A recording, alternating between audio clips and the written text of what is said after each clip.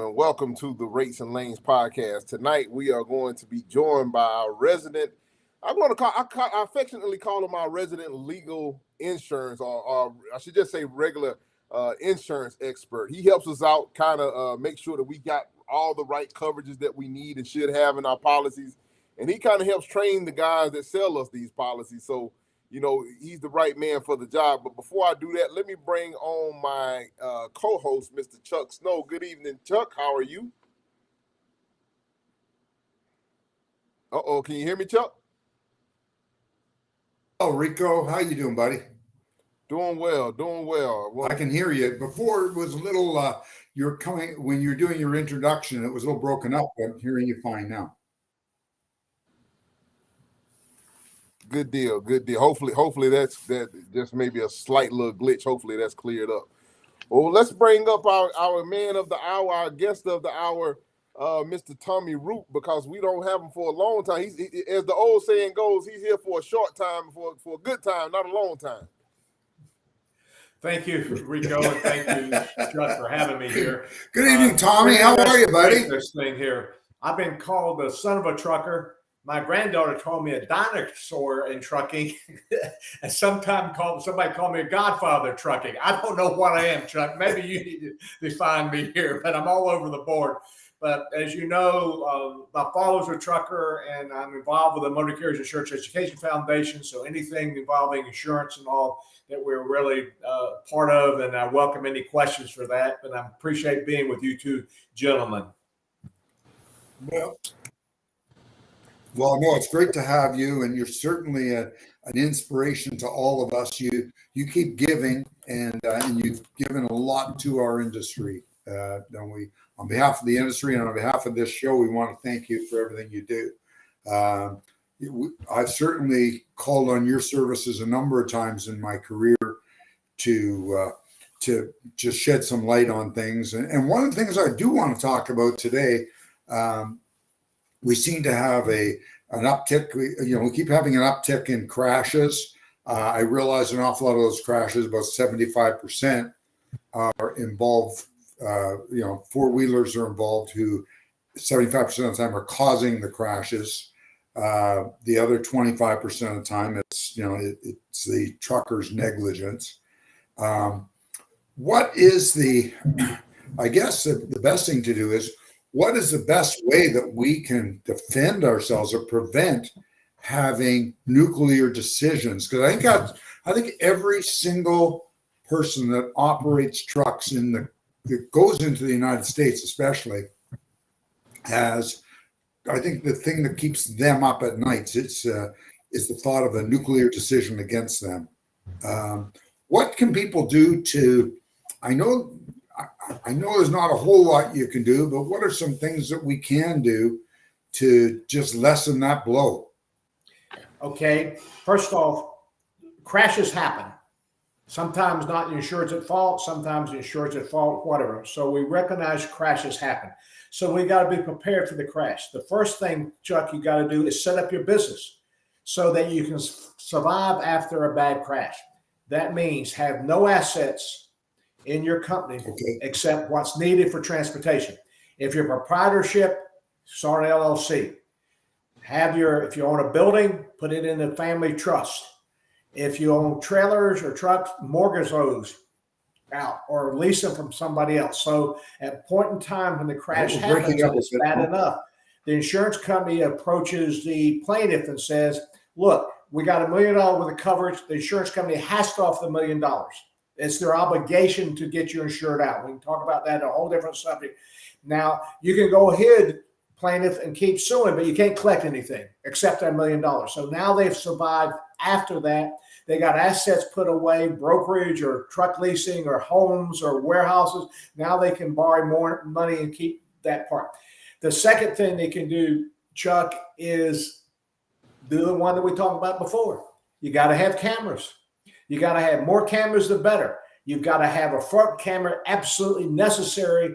You need a driver-facing camera to prove that you did nothing wrong. And I suggest now, and Rico, you know more about this than I do, I want a camera in the back now to see if somebody ran into me a back. Cameras are cheap, $200-$300. You can get a 360 camera, not counting that for it, so that you got empirical evidence every time that a crash happens, so you know what does happen. Now you're going to say, well, if I'm doing something wrong, folks, if you're doing something wrong, the insurance company knows that. That's the one I can tell you we will save money, because we're not going to hire a lawyer that Rob Mosley for $250, $300 an hour. We're not going to get reconstruction. We're going to start paying the claim right now here. And the last thing is make yourself defendable. CSA scores, hours of service violations, unsafe driving violations, all these things come up. So they got to check their CSA scores on a monthly basis. One of the things that I have started right now, Chuck, and this is something that, Rico, we can talk about later. I'm doing now, because I'm winding down my responsibility in motor carriers. And I've been on webinar this morning. We're going to start being able to provide, through the retail agent, the insured CSA scores on a monthly basis. And we're going to be able to provide that score on a monthly basis, and on a daily basis, anytime they have a crash and accident, for less than $150 a DOT number a year here. And now they know when things are happening. Rico, would that help you? I mean, not you, but with an operator to get that notification, to know they got to do something about it, how to clean it up before the crash or before the insurance company. I'm working on this new program right now, Chuck, that we're rolling out here first of June or July. Oh, certainly. That definitely would be helpful, because and like you said, the number one thing is trying to be proactive about a situation. So a lot of times, we got the CVSA Blitz week coming up here shortly. And one of the things that they definitely are looking for when they roll you across, if your DOT number pings and shows that you may be a bad actor, that may make you more susceptible to be inspected. Now, the insured can keep up their scores on a monthly basis going checking, or they can hire someone like us to report them to them, so they don't have to bother to do that. This is why, by registering them for something cheap. Hey guys, our audio on my end. Here. I'm sorry, Chuck, we missed you. He's having an internet problem. I think Chuck's may be having an audio issue, but it's not. You're coming in fine. If I'm the only one having an audio issue, don't worry about it. Are you guys hearing each other okay? Yeah, we're fine. We're fine. I can hear fine on this end, Chuck. Rico, let me suggest something. In fact, an FSA inspection officer made a mistake. Made a statement Saturday morning when I was on the Road Dog Radio. The Women's in Trucking show about the upcoming road check. They're going to check drug and alcohol. This is one of the things they're going to have here, and they can be no alcohol in that truck. Period. Some of them talked about I want a can of beer or something. Nothing. They're going to check that part of it. Can't do it. And the thing that I'm concerned about is if they have drugs in that truck, and the prescription drugs, what the officer talked about, you can put them in one of these 5-day packets. I was like, no, you can't. You got to have the prescription drugs in the container from the pharmacies, and a copy of the prescription there. This is where you need to make sure you prepare yourself for that part of it, so you don't have a problem. See, I didn't know that, because a lot of times, I know myself, a lot of times I will put my medication in like the little pill separators or something like that.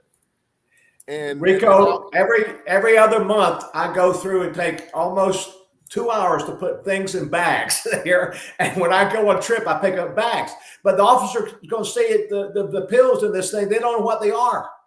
You gotta put them in the container they came from the pharmacy with a copy of it, so at least they know it's in that container, so they don't have to figure out which is a vitamin, which is a narcotic, which is a painkiller, which is for other problems here. So it's important to do that and make sure that they have a problem. But this is something they need to prepare beforehand, to be prepared for that. Okay. Well, I'm glad you brought that up, because I was under the impression that, Yeah, that's probably a wise move to carry the original containers that the medicine that the prescription came in. Also, they're going to be checking the Safety device drug and alcohol consort the to make sure consortium. that they have not been put out of service or have not had to done through the return to duty situations. That's going to be a part of it here, whether they have in the clearinghouse or not. Important part. And one of the things about the clearinghouse, as you know, is there's about 160,000 motor carriers who have not completed that return to work process. And right now, this is again on the Road Dog Radio or the Women in Trucking show we talked about the other day, that where are these people driving today? And the number one cause, about almost 60%, is marijuana. Again, Right. I don't want to get in a discussion where you have it's illegal here and other places, not somewhere else. Right now, it's prohibited, period. I don't like the whole idea because I want to talk about what's impairment, not that you smoked marijuana 6 months ago or 3 months ago or last weekend. We don't have a test for that. So we can sit here and argue about it, talk about it all we want to, but here's the rules. It's rules itself. If you have any TCA in your system, period. It could be some of these OB. What's those ornaments that you can have for pain and stuff? You know the CBD and all that type. Yeah, you got to be careful about those. Some of those have a high level of that part of it. You just got to be careful about that part of it. And now what's going to happen is that we make a comment because now you lose your class. Your Class A CDL today. Right. Therefore, you cannot drive a truck 10,000 GVW or larger because you're not qualified. But November next year, you won't be able to drive any commercial vehicle because right now that you can drive it in the neighborhood, splinter vans, less than that 10,000. But next November, you're going to be downgraded to not drive any commercial motor vehicle. Period. So they're really cracking down. Yeah, they are, because it's become a huge issue, as we all know about. But how long? So when they pull somebody's CDL, is that for life now? I'm sorry. What do you say, Chuck? How long they do what? So if somebody loses their CDL because of the fact that they had drugs in their system, is that a lifelong ban in the United States?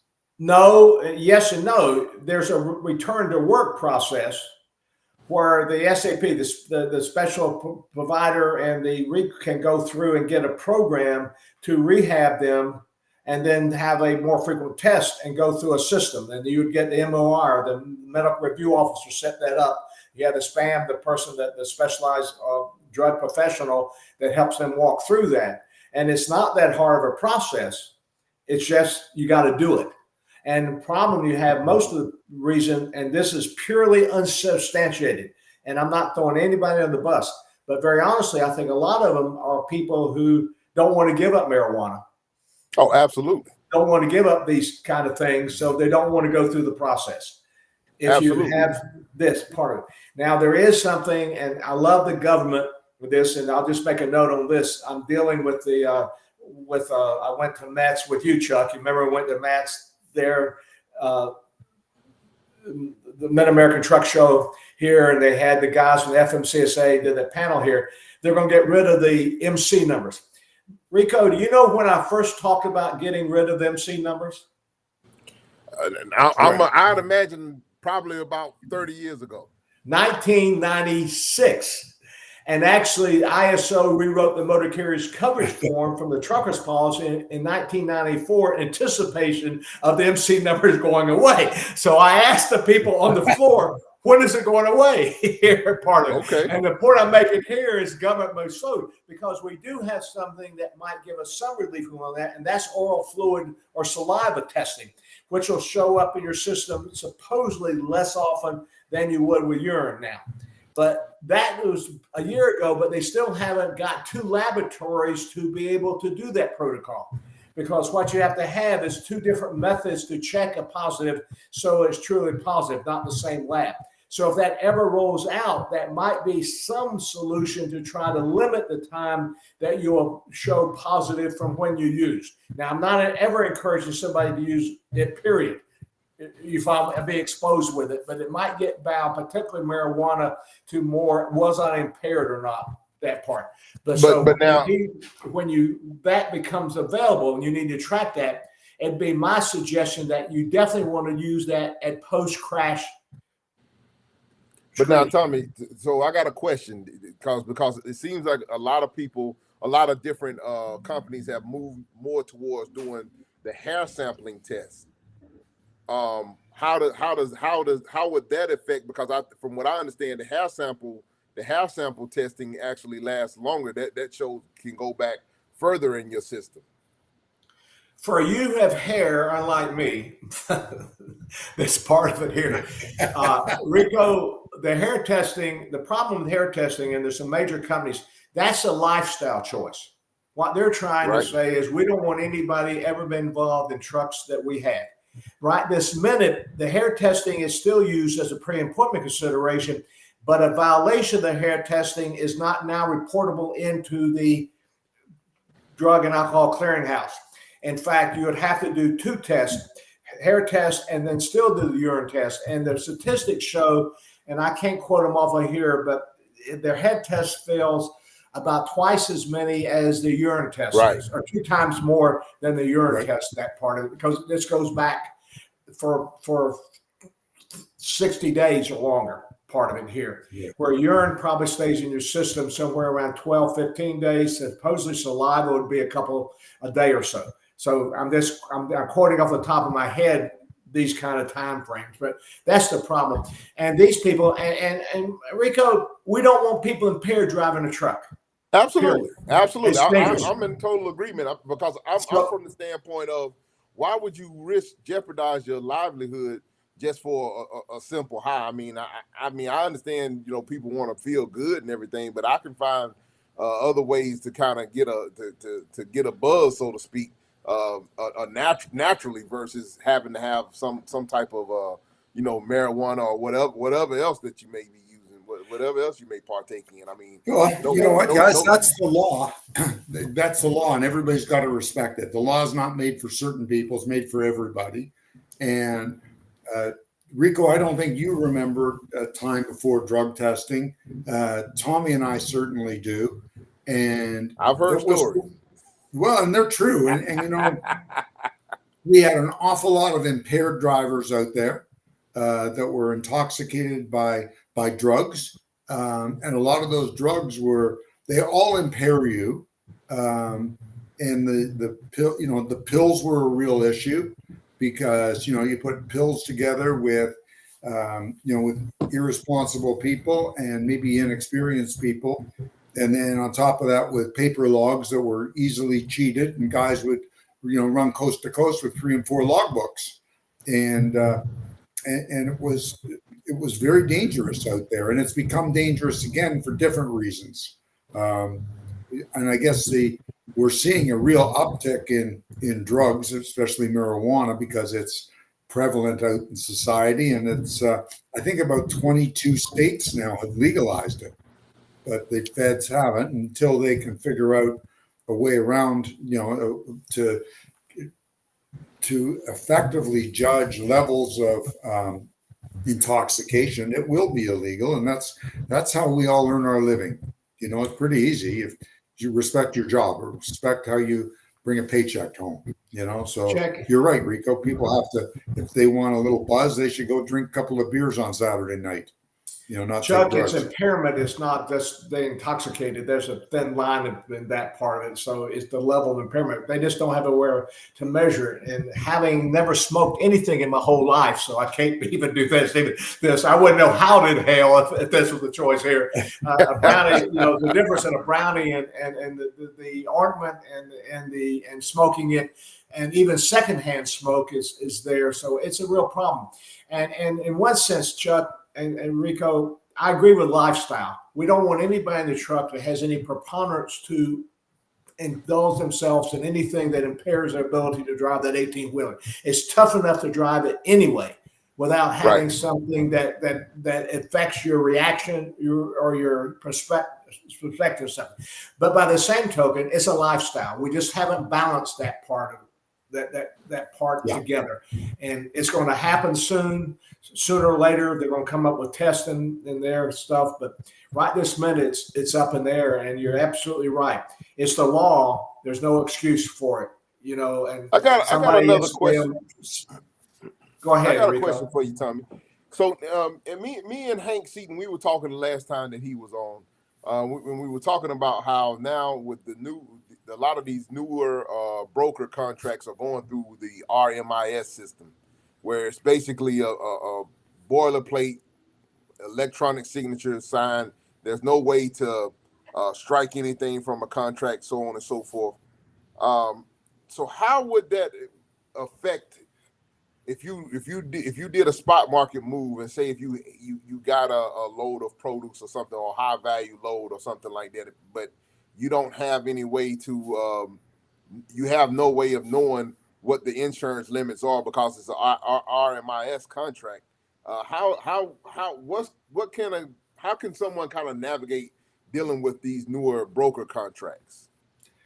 Well, first thing is know when to fold and when to hold. That part of it here, meaning that they got a choice how much they need to income. The second thing they have to do, and this is a concern that I have with this, more than nuclear verdicts. I contend that a motor carrier that listens to us now has a greater chance of losing their company because of the wrong cargo policy or predatory towing than any other than nuclear verdicts, because those things are happening in here. And you just talked about the abuse of the brokerage where you make no options in that. One of the things that we have that most of the truckers don't understand, you and I have already talked about that, is when the shipper or the broker requires $100,000 worth of coverage and you got a $250,000 load, you're still responsible for the first $250,000, even though they only required $100,000 here. And what's going to happen if the broker, something happens to the load, and if that load the customer isn't going to satisfied and all the damage is paid, what the broker is going to do is they're going to pay it, and they're saying, we're going to take all the money we owe you for all the last trips out of that, and you factor that, and now you're out of business. And this is the dilemma we're getting today here. That's the first dilemma. Again, predatory towing is the second thing, is because now they're going to tow it and hold it until it gets out and send a $100,000 towing bill. And the towing is not defined by any policy the same. So my point here too, you've got to do three things on this. They've got to be able to tell the insurance agent everything they're going to haul in writing, period. They got to know. They can't hide anything. If they're going to pick up something they haven't told their insurance agent they're going to haul, don't haul it without talking to the insurance agent to make sure they got it right. And with the words, am I covered if I haul this? Right. If you got any question, do it. The insurance agent should have explained what is covered and what's not covered here. But you want to, but once you have hauled something different than you told them going in, you want to make sure. For example, I had a case that came up here. They were hauling parts to a microwave oven. They excluded it because that was an electronic device. Right. For a fire. Those are kind of subtle things you got to worry about when there's a gray definition in that, and that goes through that whole cycle. The second thing is that they got to ask every insurance company how they handle towing. Some insurance company towing, because what we write is something called a stated amount policy, like all property. This is how your homeowners are covered. This is how your buildings are covered. These are things here. This is it. You buy a certain amount of coverage, and that's the most we'll pay per loss. But the policy has something called will protect and preserve. So to protect and preserve, meaning towing company to move it away, that will be a cost too for things. And some insurance companies say, well, we say all we're going to pay is the limit, even though if you need all the repair, then you don't have enough to pay a towing bill. Some insurance companies treat it like traditional property coverage and protect and preserve, because to protect from further damage is in addition to the limit. So therefore, we'll pay the repair and the total towing bill, in addition to the limit. Some insurance companies, and these are the ones I really worry about, Chuck, they say we pay towing, but they put a sublimit. Oh, we're going to pay $5,000 or $10,000. You don't buy a physical damage policy until you ask your insurance carrier how they're going to pay a towing bill. So, and then the other thing on here, you do not pick up a load unless you ask the shipper or the broker, what's the load worth, and get that in writing. What the word is. So nobody's hiding it. And then you got an out. We Tommy, don't know. let me ask you something. We've all heard about these nightmares with unscrupulous towing companies. Can a trucker buy a separate policy to cover and protect themselves against, so you have a separate policy for towing? Is there such a thing? Chuck, in some states, Maryland just allowed it, Florida just allowed it, called the difference in consensual towing and non-consensual towing. Most states, or a lot of states, will allow consensual towing, meaning you have associated with a towing facility that can provide that tow truck at the time of crash. The problem with that is that the officer has one incentive, that's get the highway clean. So that towing company will have to get there on a predictable basis as soon as possible if it's your towing company. So what we recommend is try to set one of those up, because most of these things, they're like AAA, and there's some out there, you can Google them, road, there's some out there that will do that, where the third person you should call. The first person you call is the police or report the crash. Second person is the insurance company. The third person is told the towing company to get out to the site. And so I can get there and tell the officer that the towing company is coming here. We got it here. And if it's there in time, they do it, and those things. And so you can do that. And I strongly recommend that. But also recommend a towing site to do 2 or 3 things, Chuck. Don't sign anything. If you didn't call the towing company, don't sign anything. The towing company's going to come up and say, well, here, sign this. Well, you didn't call the towing company. Right. The officer did. The towing company is going to do the towing that the officer makes them do because they call us. Don't sign anything.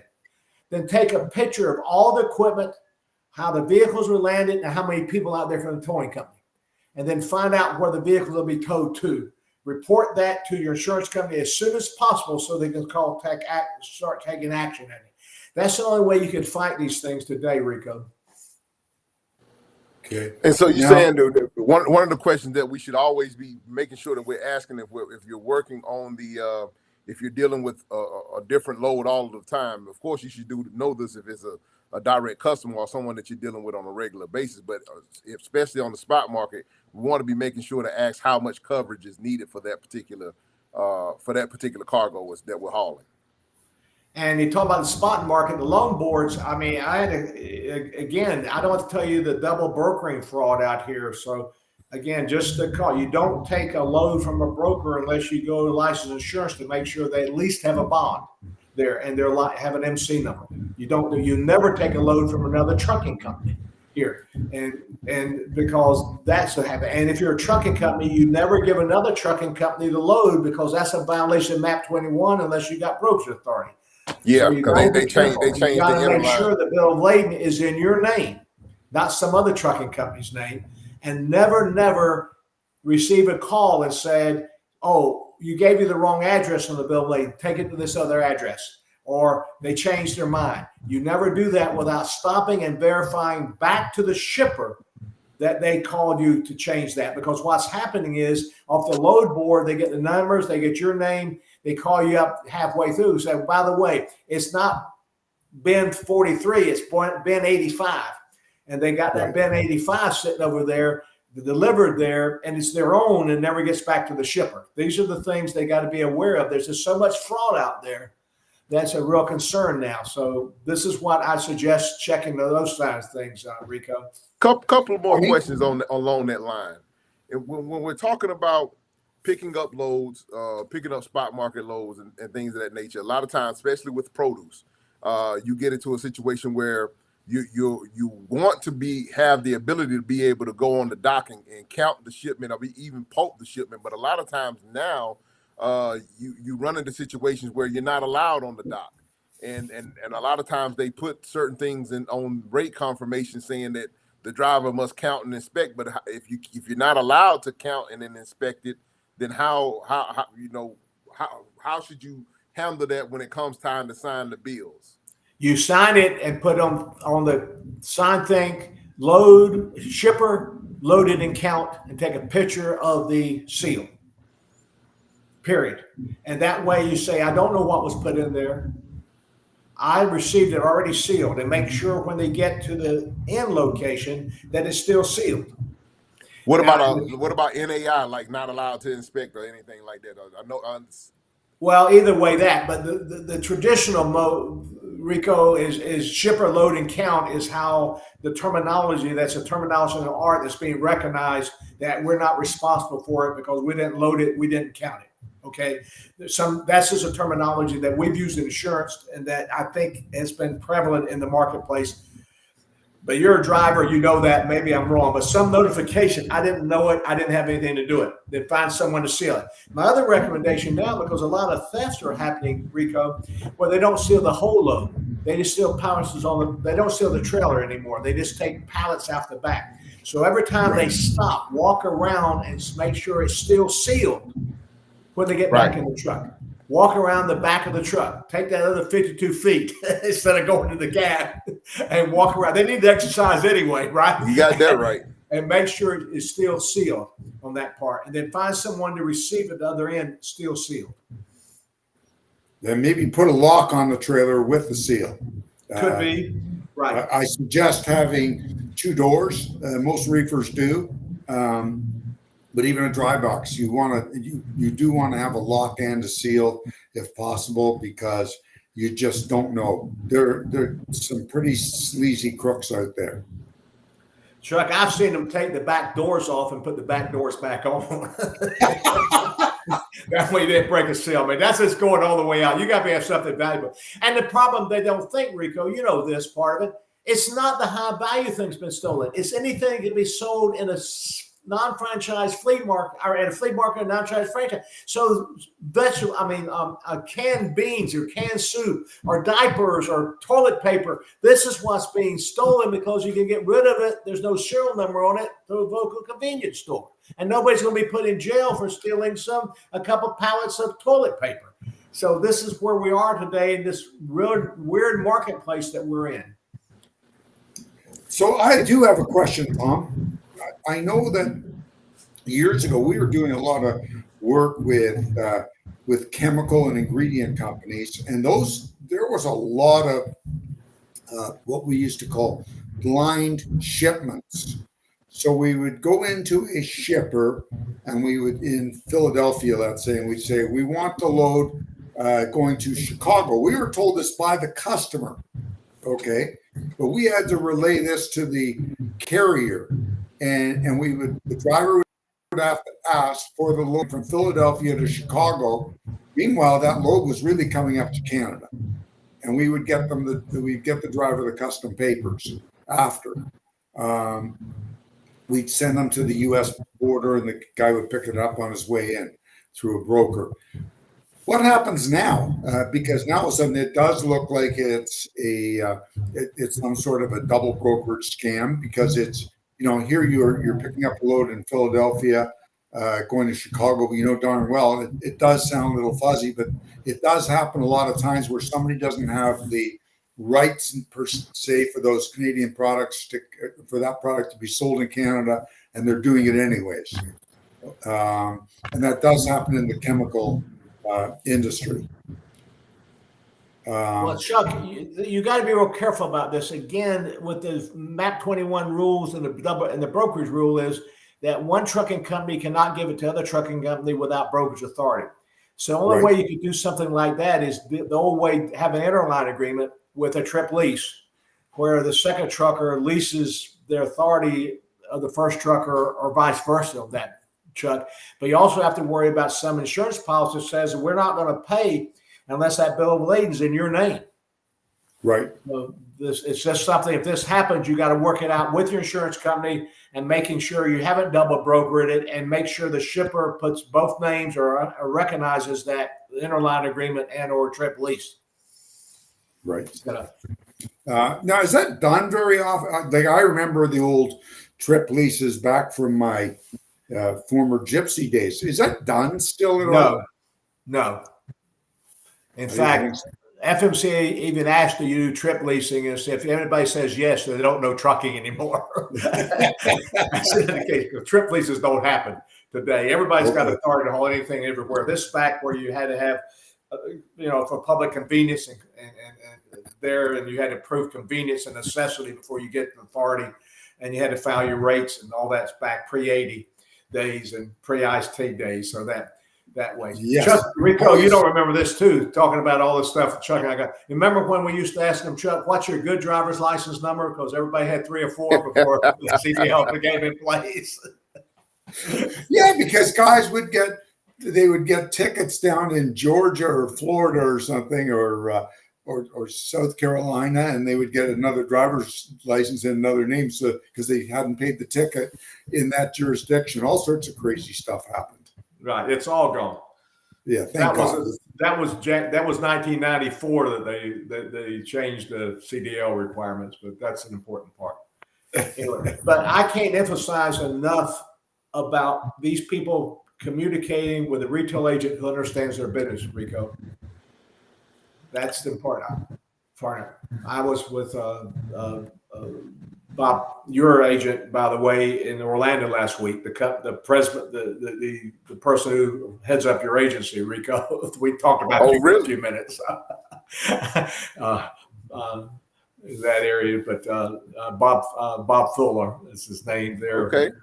That has that Reliance Partners, associate partners that you're right insured with. We talked about you. Something's good, but anyway, part of it. But you got to do business who spent the time to understand your business, and that's a key part of it. And then you got to realize that an insurance agent should be your business partner.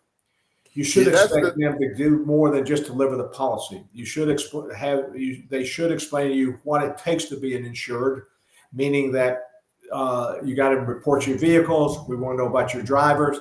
They should explain to you how important your safety scores are to obtain insurance, and how you obtain insurance. You got to talk about how important, in particular, cargo, what you're going to haul, what you intend to haul, and ask them what I'm not covered for. You got to ask them how towing has been covered. These are the things that relationship you have with your retail agent is extremely important to divulge those things. One of the major providers of insurance, and I don't want to use their name here, but you got to figure this out yourselves. If it's online, you fill out an app, and they don't ask you that question, sooner or later, something's going to break down. So you want to be able to communicate with a live person to explain those things and ask them, am I covered right? And then put the burden back on them. And here's a question for you, Tommy. I don't know if I ever even asked you this question, but I got this question. I got a follow-up question. Here with a lot of guys, most of the people that we talk to or that watch us are owner operators. They have their own truck, maybe their own authority. How important or how critical is it that sometimes they'll let somebody ride with them? A rider's policy or something of that nature to make sure that you got a passenger covered that may be riding with you in the truck. Let's talk about that for a few minutes. Well, two things, and again, owner operator be different here because they're own trucking company, but you cannot have a passenger vehicle that's not an employee unless you have written permission from the motor carrier themselves. Again, owner operator. The problem with that, Chuck, is that passenger is just like somebody sitting in front of the truck. If a crash happened, we have to pay it. I don't care what they sign, and they can have an accident policy that'll pay $300,000 or $500,000. That's just a deductible. The worst case I ever had is when a wife was driving with the father. The father caused the accident, and the family to kill the mother, and the family, meaning his kids, sued him for the negligence for killing their mother, and the policy had to pay $1 million. It's a payout because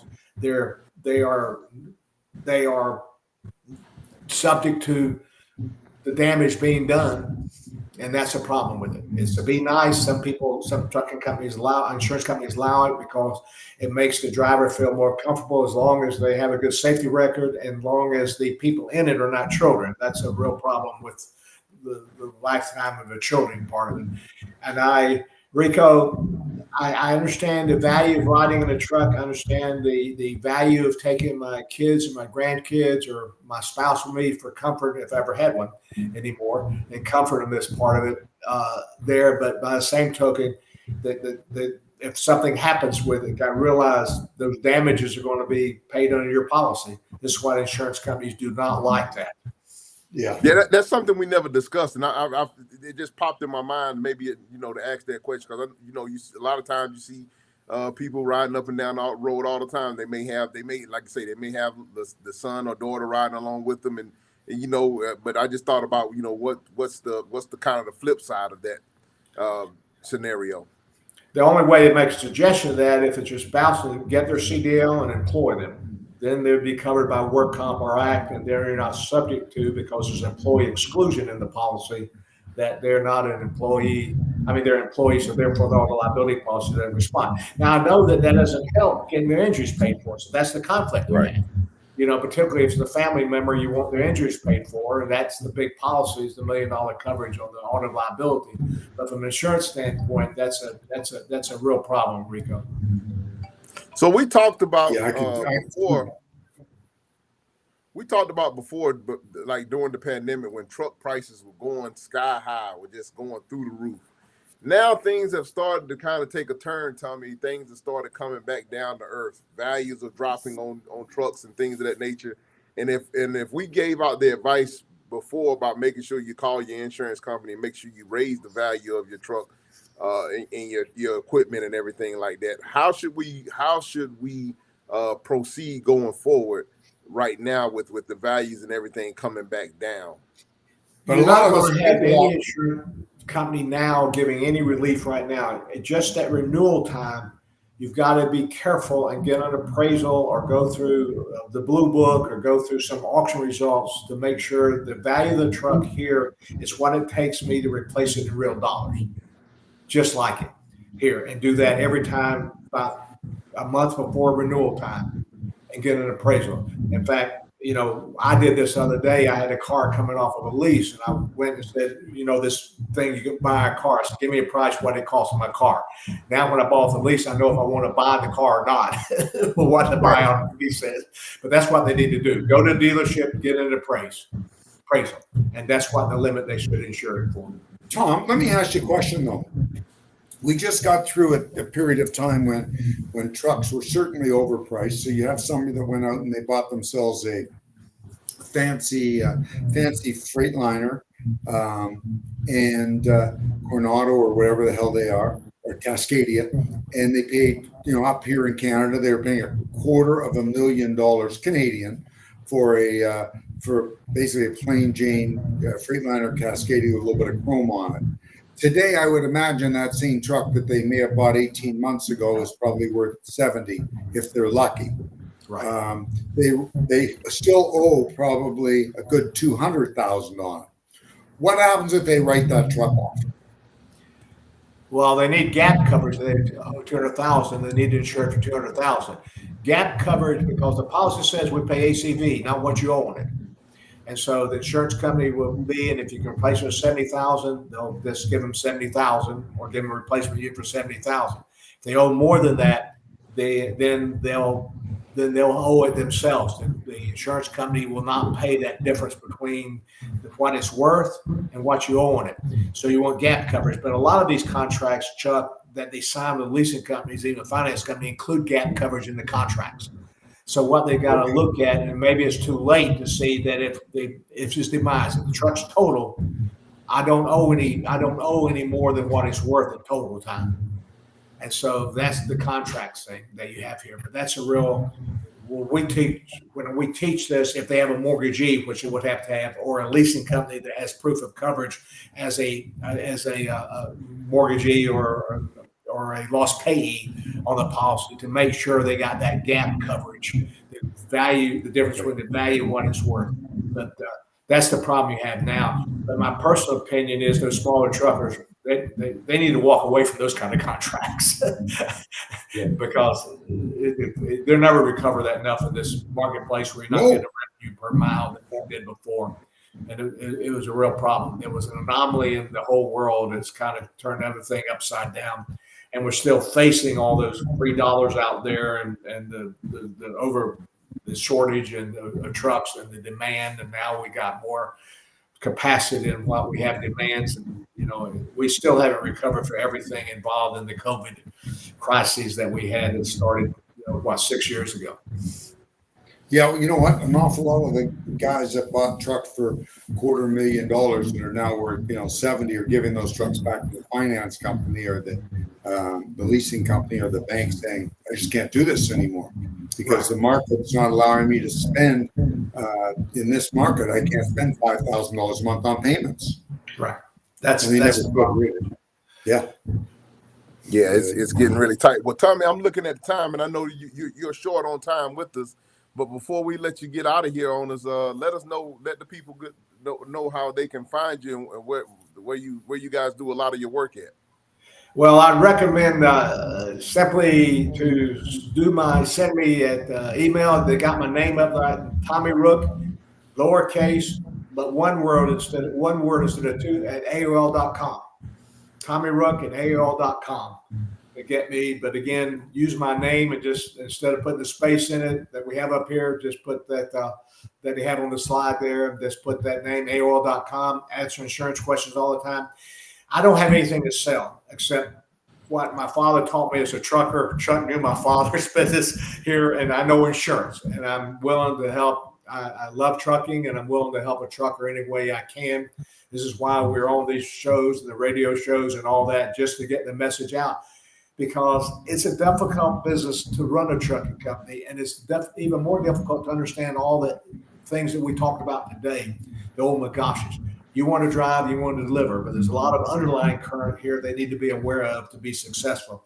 And I want to help them be successful, at least in the areas of insurance procurement and when a crash happens, so that we can survive a crash, we can survive, and they don't get involved in predatory towing or get involved in a fraudulent double brokering or a fraudulent freight a crash where the cargo policy doesn't pay it. That's what worries me a lot, because they don't read the contracts. As Hank says, they don't modify those contracts. They just got to be aware of it. They need to know when to walk away, Rico. Yeah, we got to definitely get more in depth into learning how to navigate this new landscape with everything being digitized and not allowing modification to these contracts. That's definitely something that we got to be much more aware of. But Tommy, Rico, that comes from dealing with good brokers that don't try to put little hidden agendas within their contracts. Right. I agree, Chuck. But but when you're out here, I'm from the standpoint of somebody. If you're out here working spot market, and you don't know, and a lot of times you may get yourself into a bind where the only load that you willing to accept might be by somebody that you're not sure of. And the first, it's never a problem until it's a problem. All of these problems we have, almost every single damn problem we have in this industry, it's always the same thing. It's a bloody spot market. It's just, that's where the low-hanging fruit is, and the low-hanging fruit is quite often rotten.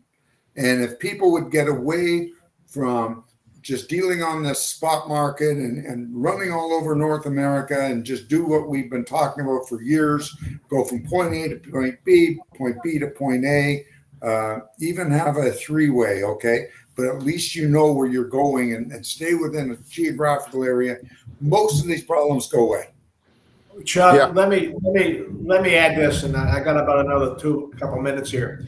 It's not necessarily the spot market per se, because as you know, my father's a truck broker. There's good truck brokers out there. It's the unknown load boards, and actually in a lot of cases for the fraud, Chuck, it's where the load is overpriced. If it sounds too good to be true, it probably is. These are the one of the fraudulent part here. They just be careful who they get the loads from, period. Whether it's on the load board or the spot market. The problem we have with IA now is we don't know the people we're talking to. We don't know the people we're dealing with. The old days, everybody knew everybody. My father had a bunch of cars, 3x8 cars. He knew he was calling up. People knew when he talked to them that my father was going to get would pay him. And my father negotiated with Glassick to make sure they got good revenue because he needed the truckers. Today, that's gone away. So it just gets back who your business partners are, just like knowing your insurance agent who's a part of your business. These brokers are stores of load, and you just got to be substantial enough. And I like this word, Rico, patient enough to make sure who you're dealing with is somebody you want to deal with. Tom, the problem is when you're based out of North Carolina or Florida, and you find yourself in some weird part of the world that you've never been to, in Cheyenne, Wyoming, and it's Friday afternoon, and you're unloaded, and you're desperately looking for a load, you become very vulnerable for fraud. That's it. But Chuck, my point here is, when you know you're going to be there, before you take the load to Cheyenne, think about how you're going to get back. Is the load going to pay you enough to deadhead back before you ever get there, or try to hook that return? You got to think beyond this one trip as your plan. That's my suggestion.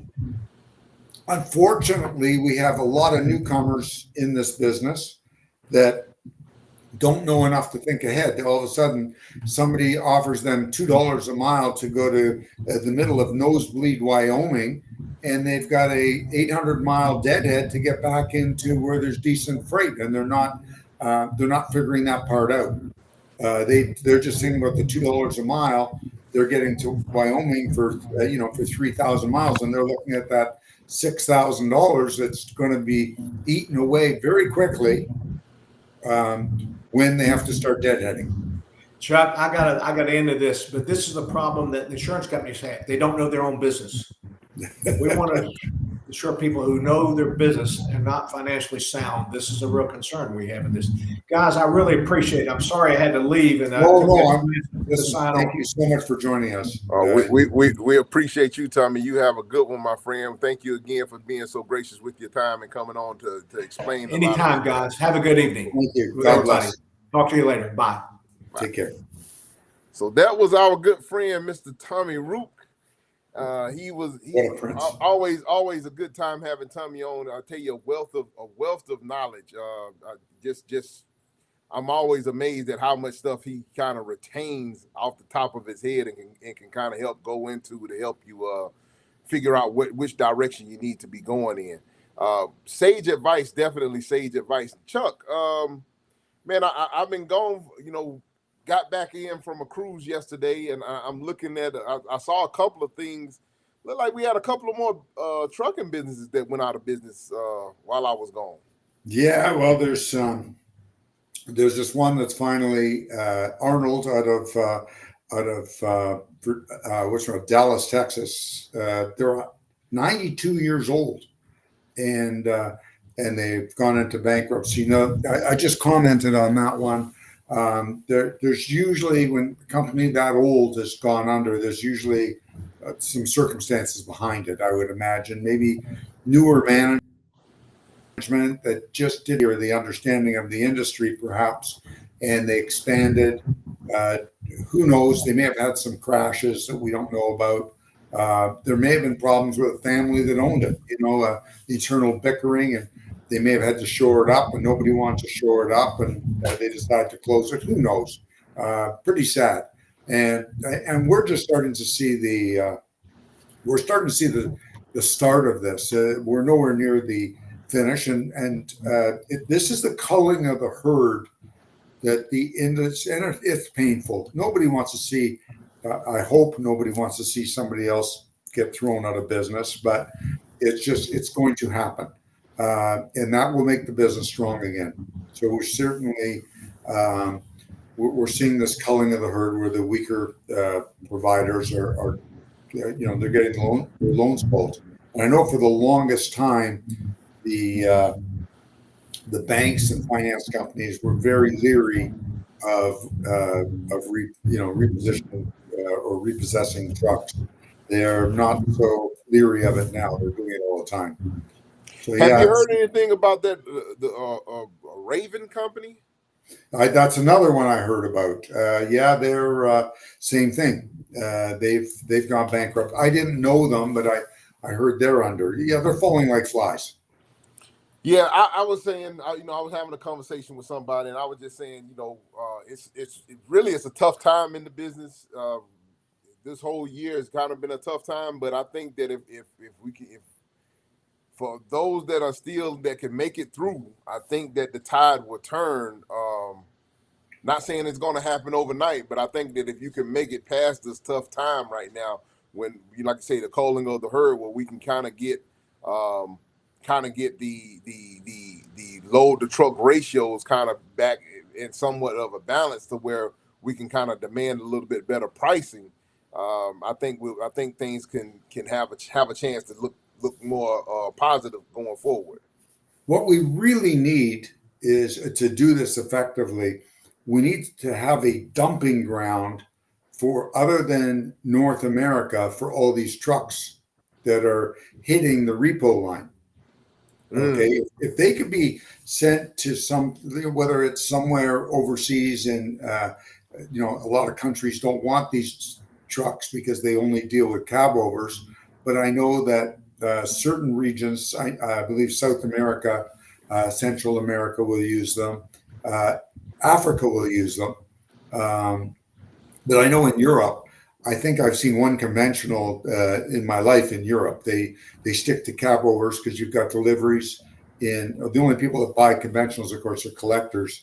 But they stick pretty much to cab overs because they've got to make deliveries in pretty tight areas in their old cities. So that's going to be the saving grace if we can figure out where the heck to dump these trucks, because there's literally tens of thousands of them that have to be dumped. And dumping them here in North America is just going to keep it's like having a sickness.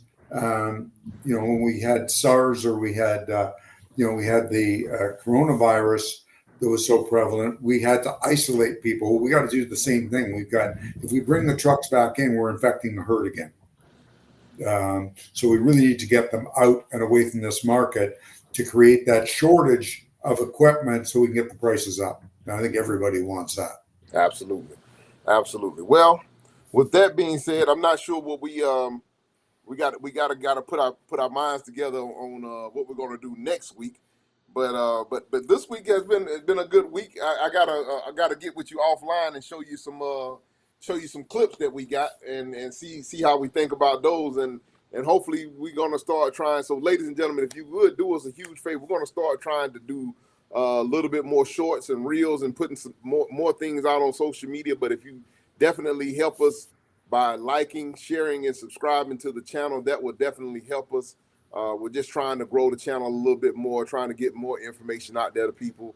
And if you have anything that you would like for us to cover, or an industry expert that you would like for us to try to bring on that talks about something specific within the trucking industry, by all means, drop us a letter and let us know what it is that you would like for us to cover. And we'll do our best to try to see if we can't find someone to come on and do a little bit more of an in-depth breakdown for us. And so, Chuck, I'm looking at time. With that being said, we'll get ready to wrap this baby up and put a bow on it. But before we get out of here, let the people know how they can get in contact with you. Yeah, if I can help anyone with anything at all, please reach out to me, chucksnow280@outlook.com. Put your phone number on the email. Tell me what your question is. I'm probably going to call you with an answer. And with that, Rico, I'm going to let you back in a hole for another week. Absolutely. Well, ladies and gentlemen, like I said, we thank you guys once again for taking the time to join us. You could have been anywhere else in the world, but you took a little time to hang out here with us, and we're always grateful for you doing so. With that being said, we want you guys to stay safe out there, stay healthy, keep it in between the mustard and the mayonnaise, and God willing, we'll talk at your same time, same place next week. God bless you and good night. Catch on the flip flop. God bless.